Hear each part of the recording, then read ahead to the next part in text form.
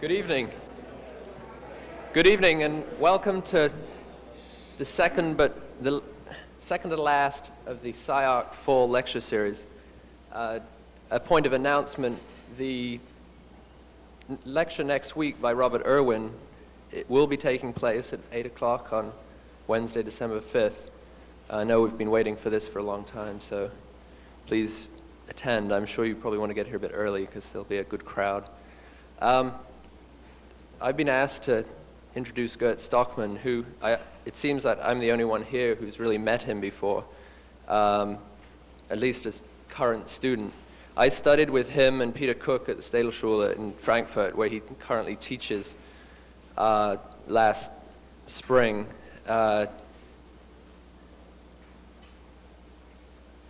We would meet occasionally, talk about the project, and I was always surprised, taken aback by the new and fresh view that he'd bring to the way I was looking at my work. And I know this comes from the way, it has a lot to do with the way he does his own work, which is looking at the contemporary society that we live in, that he lives in Frankfurt and Germany, and finding a clear poetic, architectural, sculptural response to the situation at hand. And that response is one that he and his two partners, Ottmar Hörl and Gabriela Seifert, with whom he started Formalhaut in 1985, they're very interested in the making of their installations, architecture, sculpture. And this sort of consumes their studio to the point where it got so bad that dust and fiberglass and so forth were covering the architectural drawing desks that they had to find a new location where they could keep the two sides of the making of their architecture in their places. So I look forward to seeing some of the new pieces that Formalhaut is making, and Goetz may be on his own also. So please welcome Goetz Stoeckmann.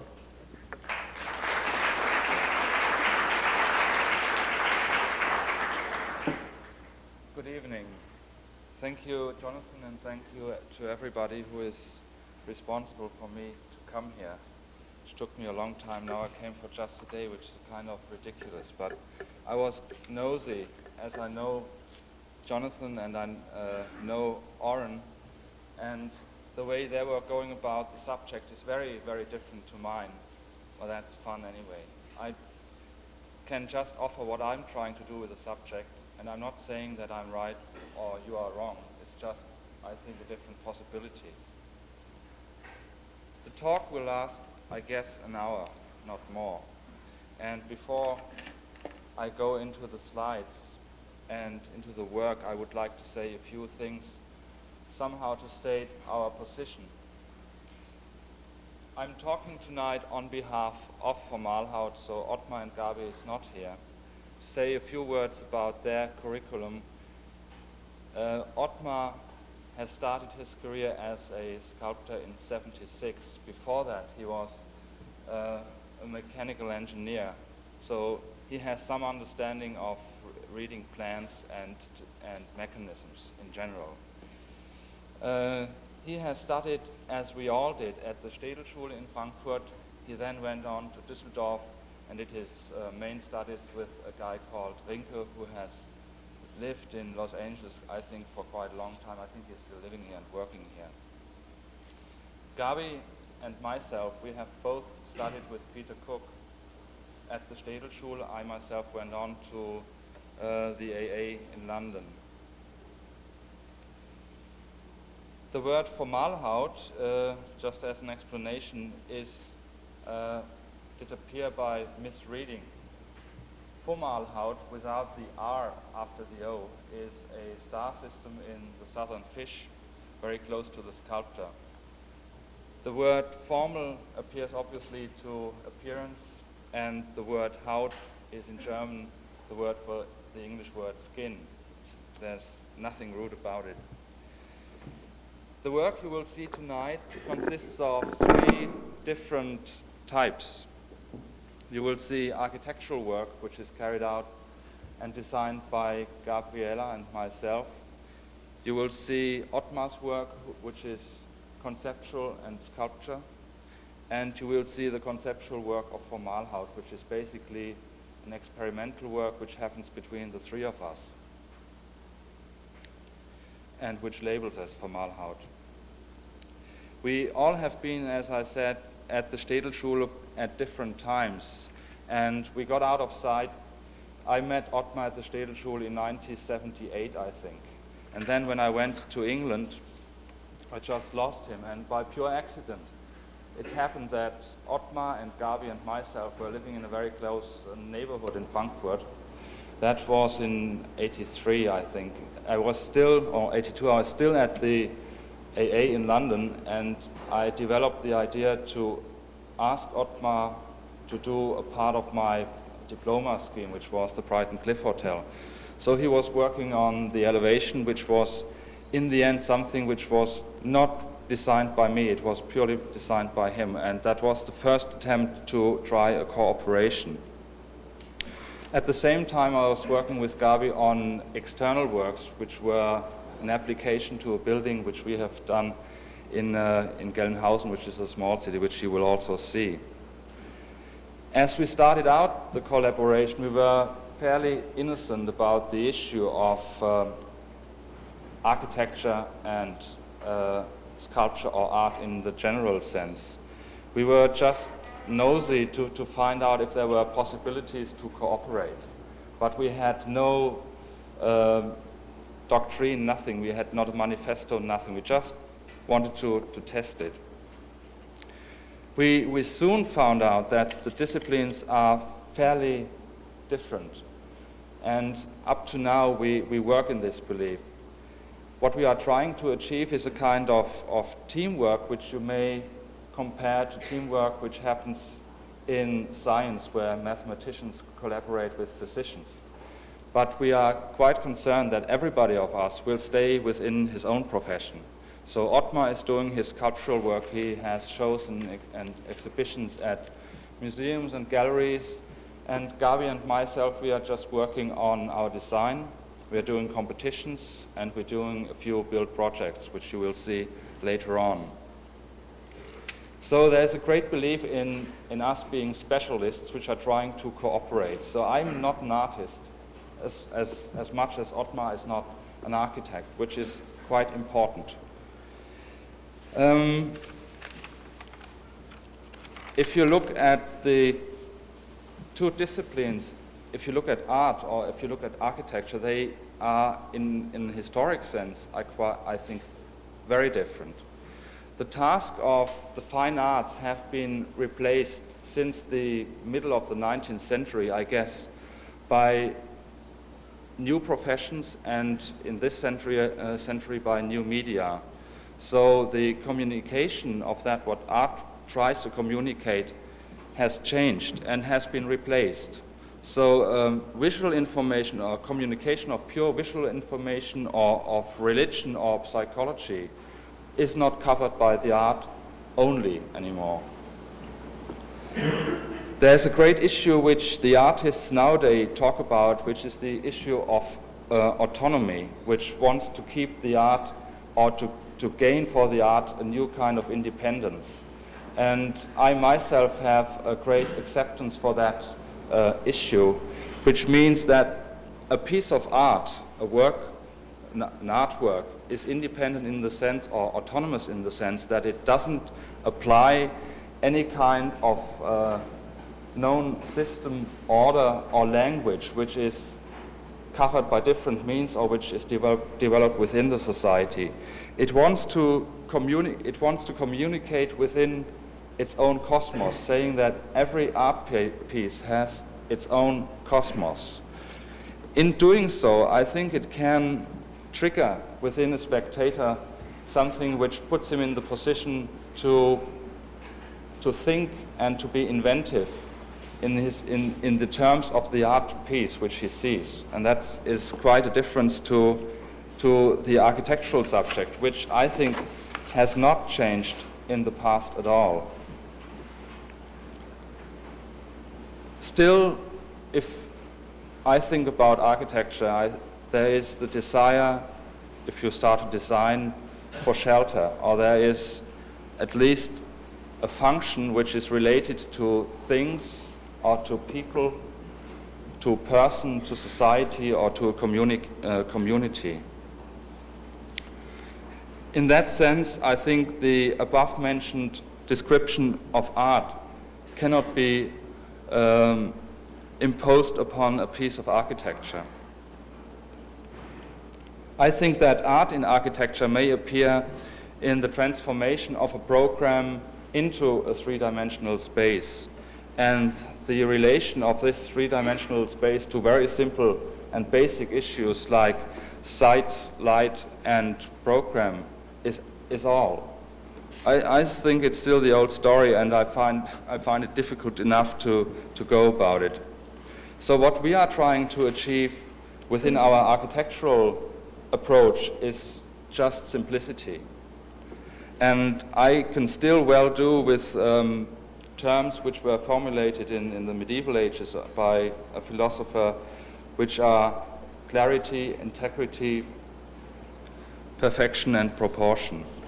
But just to go into our work, the first scheme which we have done together in '85 is a scheme which is somehow a key to our business. We started out the experimental work or the Formalhaut work almost like a hobby. Most of that work is to do with observations which we have in the environment or within society or political issues.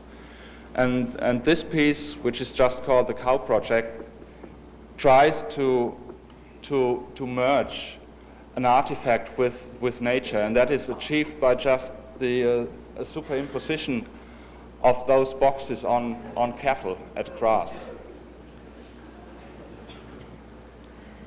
At the same time as we develop those schemes, it's to us a great deal of joy. I mean, to find, for example, a farmer who is prepared to go through that is something else. In fact, those cows we had to study how cows perform at grass, and we had to do surveys in the barn, which almost drove the farmer crazy, but it worked out in the end.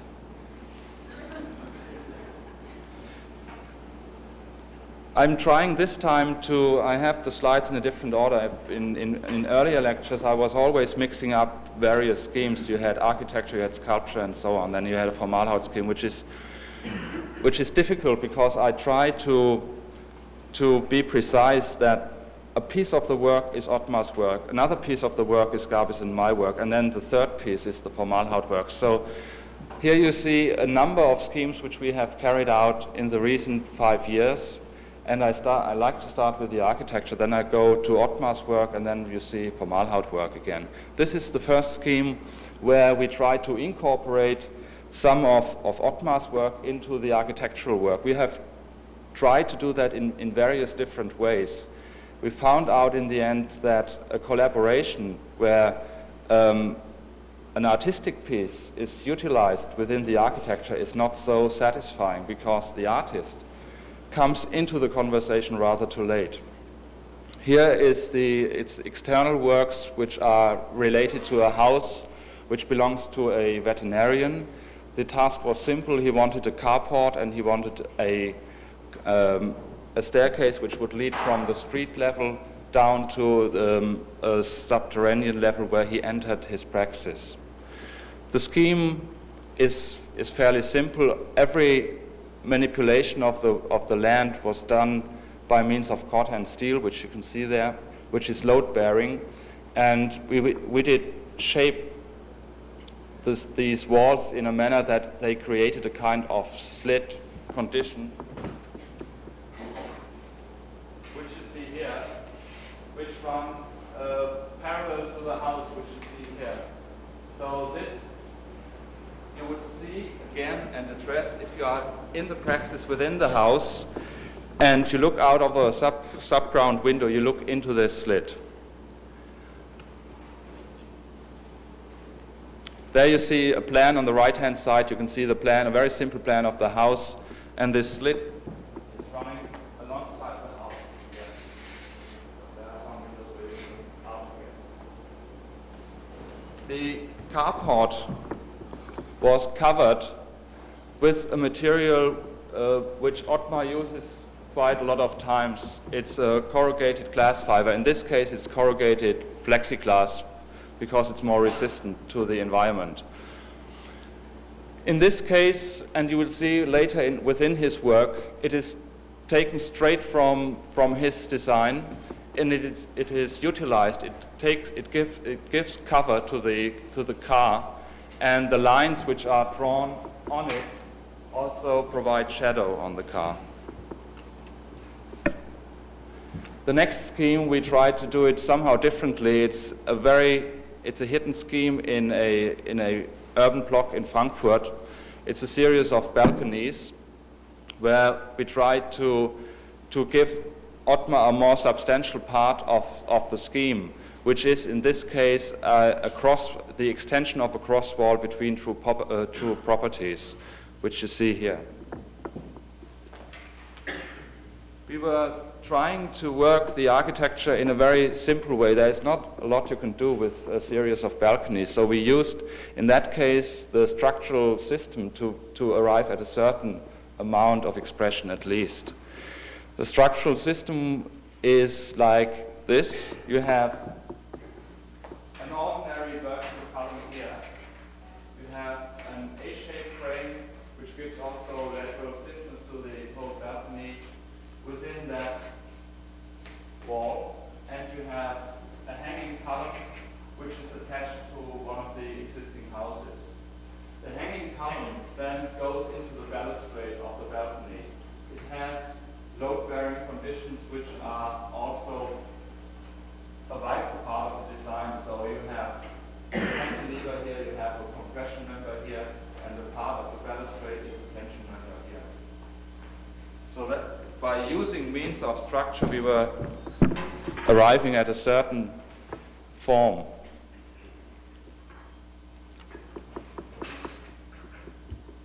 The whole thing was prefabricated and then taken on site and built up.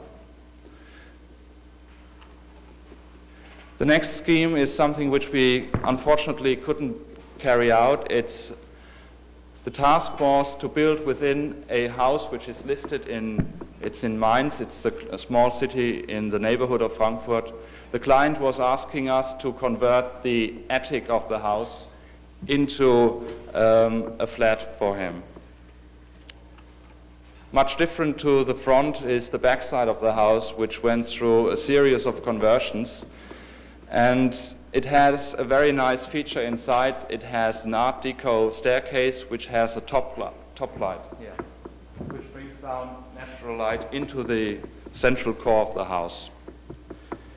Our reaction was simple in the sense that we didn't want to we couldn't alter the front side because it was under preservation. So from the ridge onwards, we took off the roof and we just installed this kind of box, which you see here, which would take a sleeping chamber. In one part of the development, which is on the back side here, we provided a space where Ottmar could do an installation which would be then somehow similar to the architectural interventions which we made. He used to work that is a part of his early work, he used to work with steel pieces from the scrapyard, which he would disintegrate into a space in order to achieve an integration of space and sculpture. I come to that a bit later.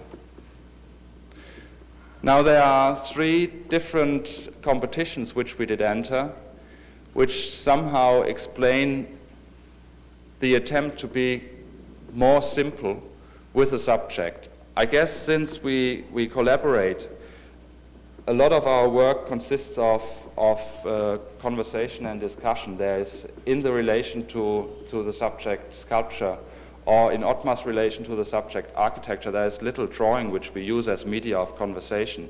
So where we meet is the conceptual work, and that made his work and our work, I think, to a degree much more rational. I quite like this by now.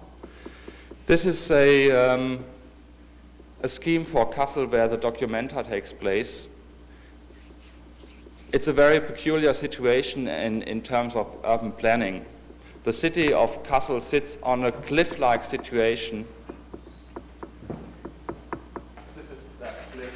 The city stretches off this cliff, and the cliff is something like, I guess, 25 meters from here to there. And then you have a Baroque garden down here. There's a place which extends into the city, which has prominent buildings like the theater or the well-known Rendezvous. The building which was to design is a gallery which we positioned there. And the basic layout is very simple. We had a kind of covered gallery here, which has a foyer there and a cafeteria here. You would enter the exhibition space here in the center. The exhibition space itself is open to the city and open to the country. The partitioning system here is movable and can move into that kind of prospectus, which is at the same time a kind of billboard. We did a lot of consideration on the issue of light into the building, and we designed a roof which works like that. We have a grill, an X-ray grill on top. Then you have a structural system which is folded, which is half glass and half sandwich construction. So that grill gives us the possibility to have always daylight condition within that space, but the grill is so deep that direct sunlight never penetrates it. The next scheme is a competition in Frankfurt, very close to the Museum of Richard Meyer, which you see there, for arts and crafts. This is the Main River. Here are some existing villas which were to incorporate into the scheme. They were asking for a museum for anthropology, which you see there, within the woods. The building itself, we understood just as a hull to house fairly big objects like ships and tribe houses and so on. We took one of Richard Meyer's axes there and led them into the building. You would either go by means of a ramp downstairs into a subterranean area which would link back to the villas, or you would simply go on a ramp upstairs into two further exhibition areas. The building was cladded with Titanic steel. And last, there is a scheme which I have done together with a colleague from Austria, Martin Häusler. It's in Bregenz, very close to the Lake Bodensee. Again, it's a museum for modern art. And again, there was the attempt to arrive at a building which is simply shaped through the user, how he just walks or moves within the building. This and the condition of light shaped this one. It is, as the two other ones, it's quite similar to the two first designs. There are two exhibition areas. One is on, which is elevated 3 meters above ground level here, which is this space, and the other one is elevated by 10 meters above ground level. You would enter the building with that little bridge. You come into an exhibition space, I'm sorry for the bad quality of that slide, but you come into an exhibition space where you, as you enter, you can look out across the Lake Bodensee. Then you move through, no it's wrong, you come in here. You look out to the Bodensee, then you move through the exhibition, which is between the two walls, which are slightly curved in order to arrive at lateral stiffness. You come back and you use an escalator and you drive through the mezzanine, which is basically a big top flight to that story. It also houses all the technical plants. So you drive through that and you arrive at this story where you again move through the exhibition, look out to the city, through the exhibition, look out to the lake, down and out. That's all.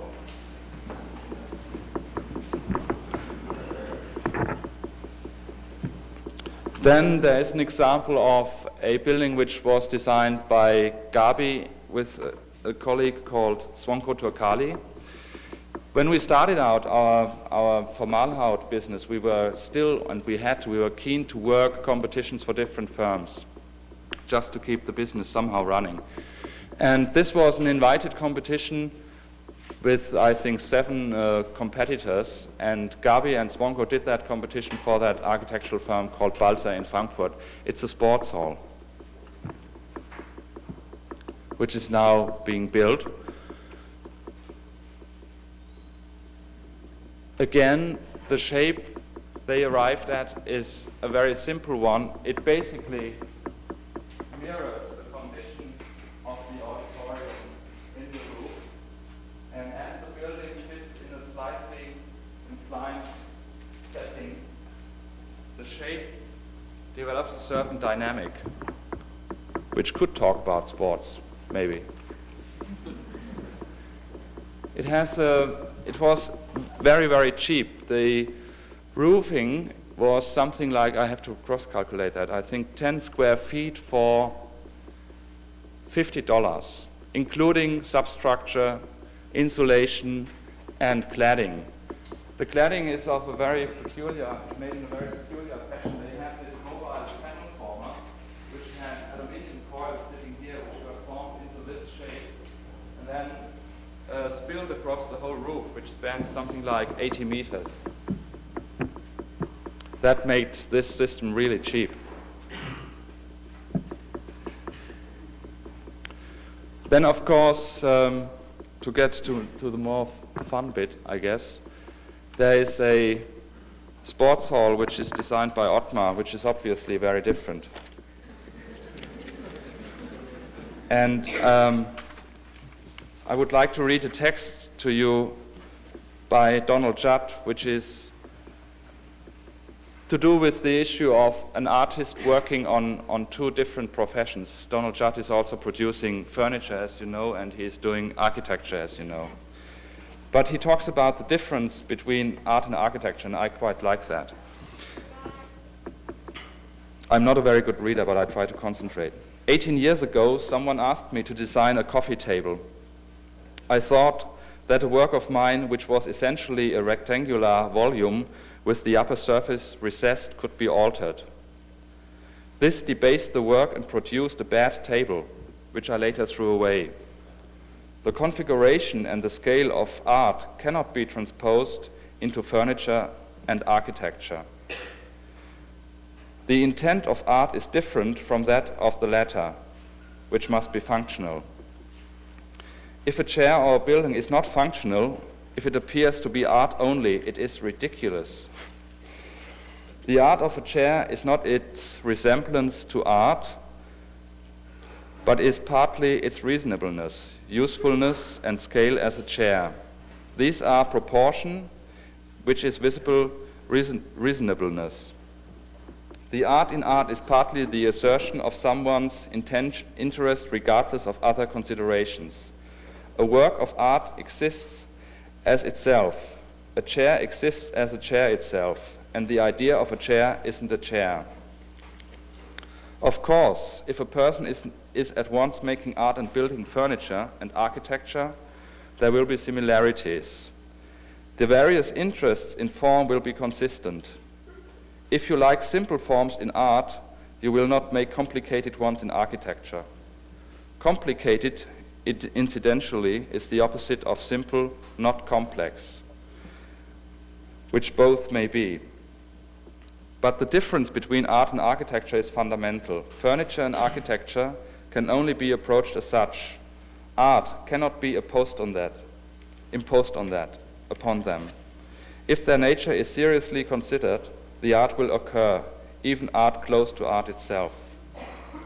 Now, a few examples of Ottmar's work. This is when he started at the Städelschule. He was quite ruthless with the building, and he just punched a piece of metal through the walls of his atelier. So he had, all of a sudden, he had a piece of sculpture which was addressing 2 rooms. Then the example you saw further on, which is his work with pieces from scrap yards, old pieces of machinery, which he just covers with a skin of paint and disassembles within a space. Then some conceptual things he has done. On the right-hand side, you see the very famous German garden dwarf, which came, in this case, from the production line slightly altered. He ordered, I think, 70 garden dwarfs with a hole punched through their tummy. And he screwed them to the floor. They were all painted in yellow, and the work was called Yellow Syndrome. On the left-hand side, steel yields punched into the floor. They cover the whole area of that given attic, so it's still visual approachable, but not physical. Then his work with corrugated glass fiber, which he coats again with lines which are as wide as a paintbrush, which run slightly counter to the waves. Then he also starts, like on the left-hand side, he starts to fold that material in that fashion that it also becomes three-dimensional. He has chosen that material because it's very, very cheap, and it has an inherent three-dimensionality by the sinus wave. He was also working with that material in a sense that he could arrive at a shape which was defined between a horizontal and a vertical line. And he could use in that work the lateral stiffness of the material. Now he's working with different things. He uses plastic containers, bins, dividers, which he rearranges and somehow puts them into a different kind of system or order. He also talks about sculpture as a principle of order. Finally, his work, which he's doing with motor-driven cameras, which I think is his best work. This is a camera which falls down a high-rise.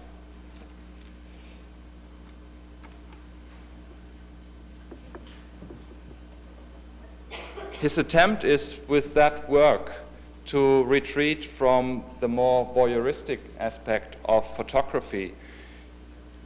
He more or less sees that process where he takes a camera which is motor-driven and put on a short circuit. So the film, once he starts the camera, the film just moves through it and creates a sequence of images which then in chronological order are something like this. The camera does, I think it's a usual Nikon camera, it does something like 3 images a second. It took the camera something like 5 or 6 seconds to tumble down the high-rise, so that is the result of this.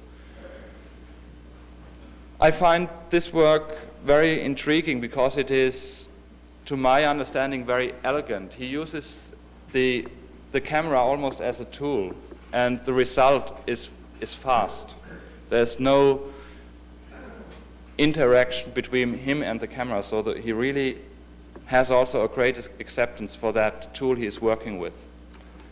He has done that in various different ways. He was, for example, asking the headmaster of hammer throwing to slinge a camera into the direction of the city from a pedestrian bridge in Frankfurt, which then drowned into the water and got pulled out again, and then you have those images which are on the left-hand side. Or he had a duel between a camera and a shotgun. Camera lost.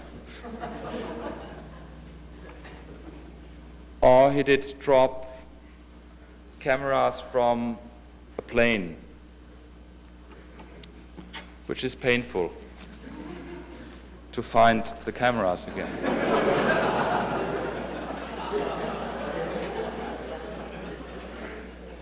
And I would, as he's not here, I would like to read a short statement which he has about his cameras, and I take you through that drop while reading that. It is my attempt to communicate the idea, the process, and the photographical material resulting from the execution of the concepts in its entirety as a definition of sculpture. I understood my work as an organizing principle through and about space. In that context, I developed the concept with the motor-driven camera. The images produced by the camera are independent from my feelings, preoccupations, conscious and unconscious visual perception. My interest concentrates on the concept as an automatically self-revealing process, as well as on its components of technique, structure, and method. I use the motor-driven camera as a machine and a tool with its special properties to the limit of its physical potentialities. This system camera is used as a means of production and creation. I give to the project its locus, time, space, movement, and direction. Within its working process, it will probe, pass over, and pass through space. Lines and shapes create coordinates for a three-dimensional idea and vision. I think you should change the trace, please.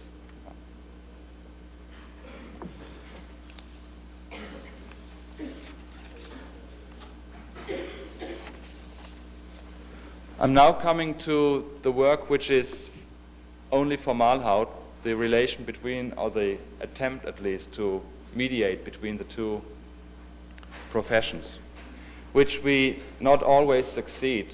But there's one scheme which I will come to very quickly, which is called the double night game, where a piece of sculpture which was by intention a land art piece was in the end turned into an architectural scheme, which you will see a bit later. Here we were using, for that land art piece, a configuration out of the chess literature, which was played by eminent chess players. I think that was a move which was played by Mark Fisher some years ago, which is called double night game.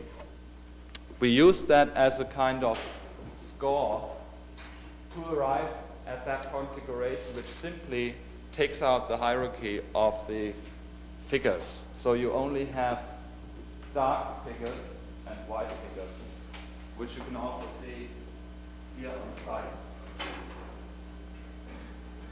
The idea within that scheme is to address something which has to do not only with strategy and logic, but also with inventiveness and ideas. Because if you want to win a game of chess, you have to be inventive.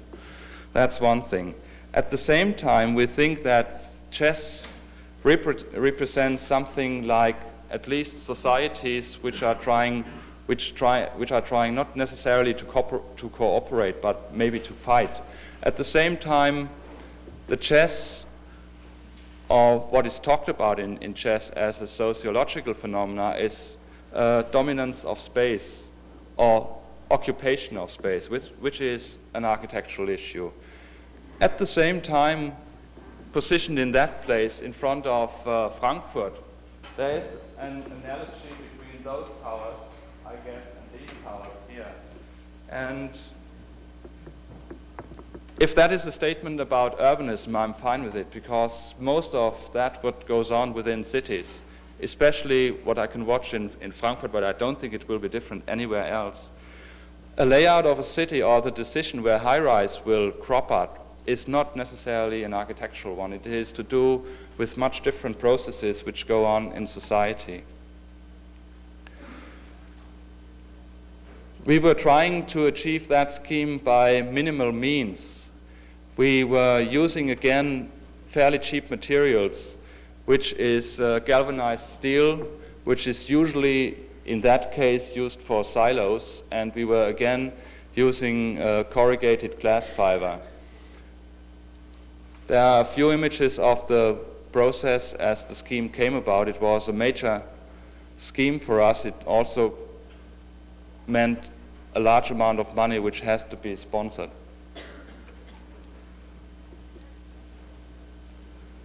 The structure here of the corrugated glass fiber towers is very simple. We could use the lateral stiffness of the material, so there are no vertical supports.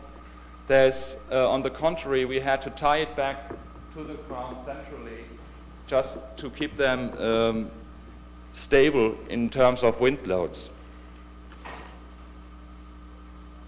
The production of those silos was fairly simple. We just had to order them and to build them up.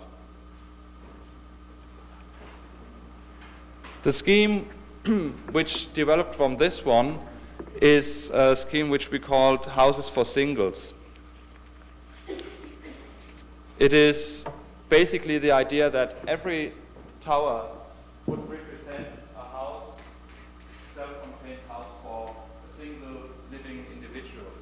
So the idea was that you have that kind of yuppie living in a quasi-social circumstance, because every single figure has a relation to the next one.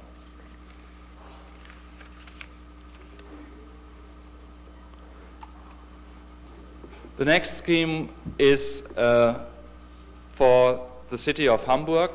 The scheme is called Full House. It is, again, the attempt to come to a collaboration between Ottmar and us in a very straightforward way. In a building gap within the city of Hamburg, we were designing a kind of pavilion, we call it, which is that shape, which would house on its backside. This is the street side. This is the backside, and you could walk around it, which would house on the backside 180 dustbins.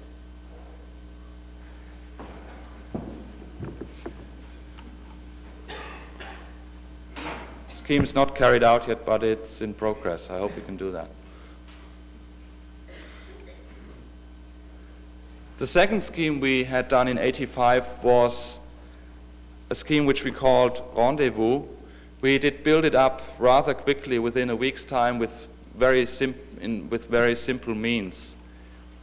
The term rendezvous is a term which we borrowed from the language of space technology. It means that two ships meet and dock in outer space and then depart again. And under the same kind of condition, we did build to an existing old piece of machinery in a redundant gravel pit. We just added this shape to the existing. I guess it also has to do with many of our tasks which are unfortunately still conversions or additions to building. So another one which we have done recently, also using parts of the Double Night game again, was the scheme in Grenoble in France, which is called Grand Prix. And the Grand Prix is that thing which is housed within that cube, which you see there.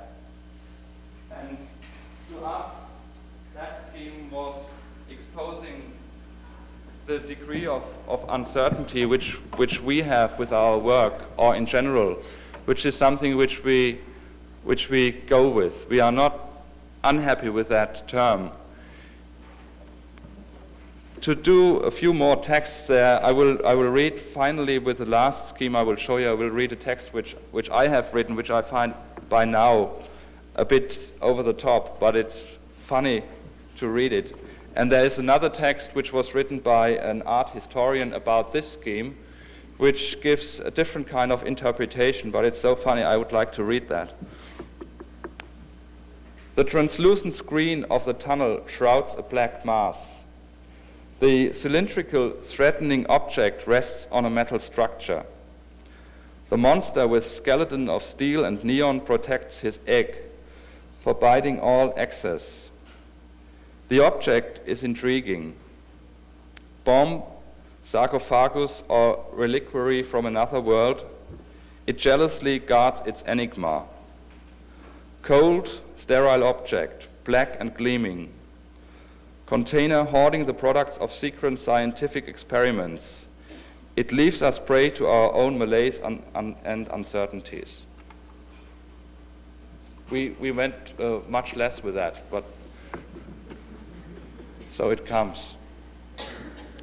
As I said in the beginning, the Formalhaut work started out as a hobby. Now it turns into something which may feed us, and may feed us maybe much better than the architecture, because the relation between salary and input of work in that field, which is art applied to architecture, is quite a happy one.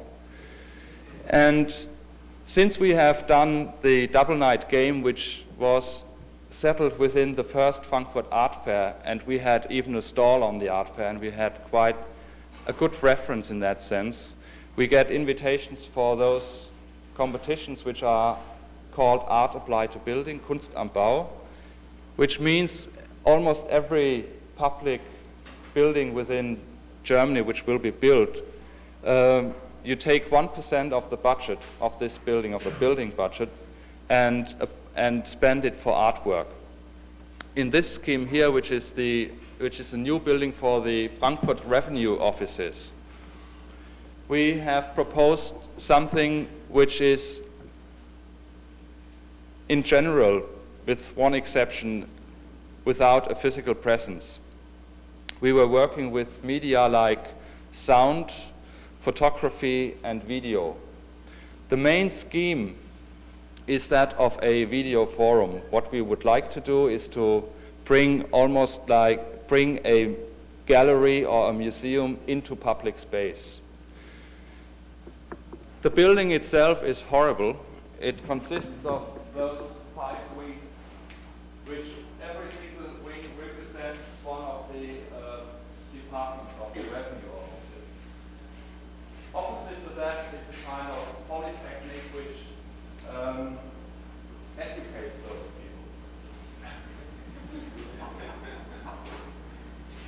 The whole scheme sits in the center of Frankfurt. It connects with that street, the residential area, to the plaza in front of the main station, which will be here. So it's a street which has a frequency of people. So we concentrated within our work on that street. There are 4 different things happening. One is sound, which is there. Then there is the video forum I was talking about, which has a pavilion there and video stations there. This is the pavilion, which will take video installations. It's just basically a black box, no windows. And those are the video stations which are distributed here. The idea is such that throughout the year, avant-garde video will be shown. And there's the need and the desire to find an institution which would run that. And within Frankfurt, there are already activities to find a media institute. And our idea is to offer this scheme to the Media Institute as a kind of platform, and they like that. It's difficult to pursue in front of a civil servant that you want a scheme which is not something solid or physical, and that you want to spend a major amount of the money to find that foundation. So that is the difficulty for that scheme, but basically we got approval to go on, and we are planning it, and we think we can build it. We did win it, I think, half a year ago, and we are in the process now to do it. The second media sound is in an area within the street where we are trying to transfer sound of tropical woods, for example, or of Pacific, or any kind of threatened, ecologically threatened areas into the street just by means of sound. So instead, we think it's a transplantation of space by means of sound. The sound should appear in an almost three-dimensional way, so it should be possible, which is technically very difficult, that the sound of a bird would move through that, or that the sound of rain would move through it. So you really perceive the sound as a three-dimensional phenomenon. When you enter the foyers from the street, we stop the moving pictures of the video, and we have, in every foyer, we have photography of artists which we may choose who deal within their photography with the individual. So we would like to have between the public space and the revenue offices a hint to the individual. On top of those staircases which lead up into the building, we propose those heads, which look like, if you like, clown's heads. And they could be used as means of orientation if the system of their color goes through the building. Another scheme we have done that's our most recent one, where we again were working with parts which were left over from the double night game, is a scheme which is called Welcome. And it was sitting, it's also temporary, in Holland, in a small city called Hörl, which is north of Amsterdam.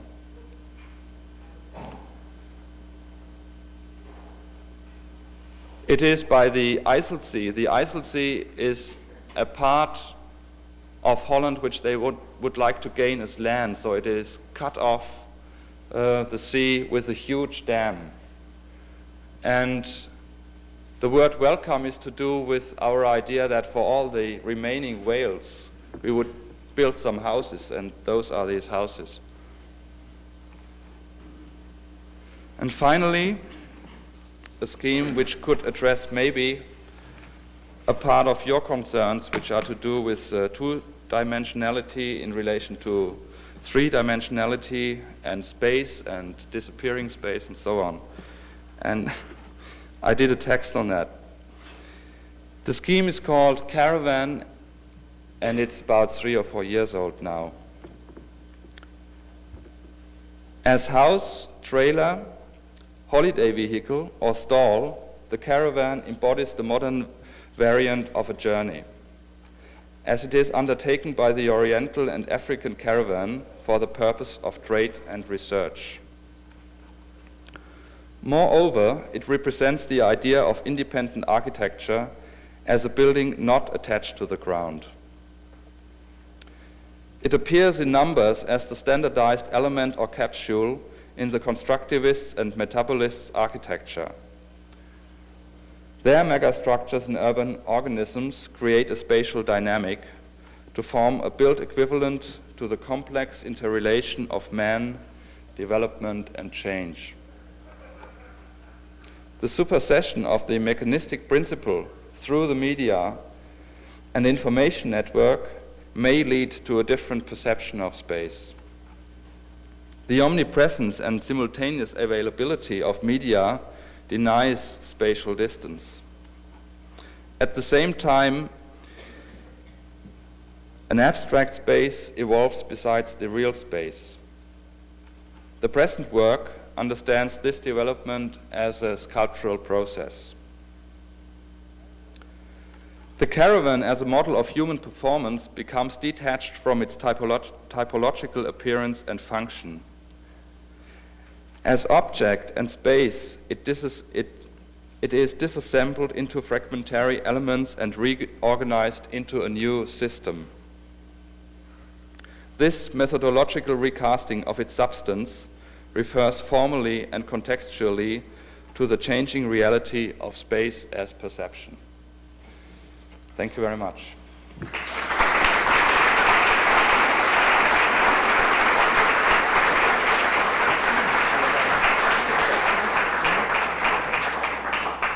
Goetz will take any questions that you may have.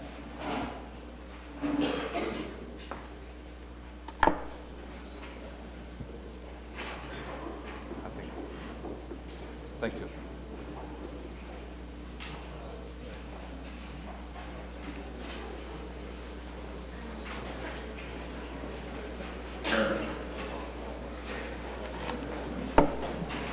New record. Huh? It's a new record. It's shortest lecture. That Great. was No, really it's short. perfect. Yeah. I'll start showing 30 images of the same thing, but it's Yeah, it's too much. good here. You see it.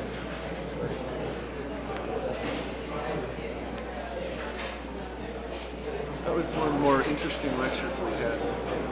Thanks. I do have a question I just thought of. When you were talking about the chess project on the park, and you mentioned that